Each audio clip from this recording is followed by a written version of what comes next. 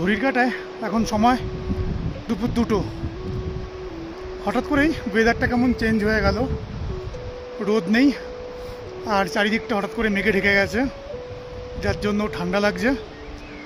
আর একটা একটা করে বালাক্লাভা জ্যাকেট সবই খুলে ফেলেছিলাম, বাট এই ওয়েদার চেঞ্জের জন্য আবার পরতে হলো দাঁড়িয়ে থেকে। দুপুর 2টো বাজে, এখনও অবধি চিরবাসা পৌঁছোইনি, এখনও প্রায় 1 কিলোমিটার বাকি আছে চিরবাসা পৌঁছোতে। মেবি 3টে বাজবে চিরবাসা পৌঁছোতে।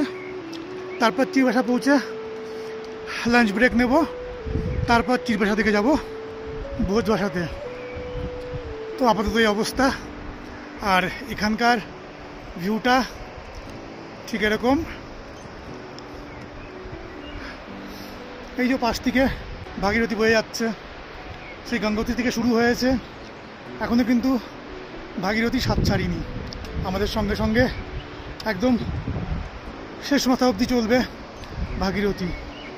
ট্রেলটা কিন্তু সত্যিই সুন্দর, আরও মজাদার এই জন্য যেহেতু এই সঙ্গে ভাগীরথীকে পাচ্ছি, আর সঙ্গে এই যে জলের আওয়াজ হচ্ছে, এই জলের আওয়াজটার সাথে এনার্জি লেভেল সত্যি সত্যি মাঝে মাঝে বাড়িয়ে দিচ্ছে এই জলের আওয়াজ। একটা সুন্দর একটা ট্রেল। অবশ্যই মাঝে মাঝে এরকম বিপজ্জনক রাস্তা আছে, পুরো বোল্ডার, কোথাও ল্যান্ডস্লাইডের জোন, কোথাও আবার ছোট্ট কাঠের ব্রিজ করা আছে। তো এইভাবেই চলছে ট্রেক। চলুন চিরবাসার দিকে এগিয়ে যাওয়া যাক। 2টো বেজে গেছে, অলরেডি লেট হয়ে গেছি।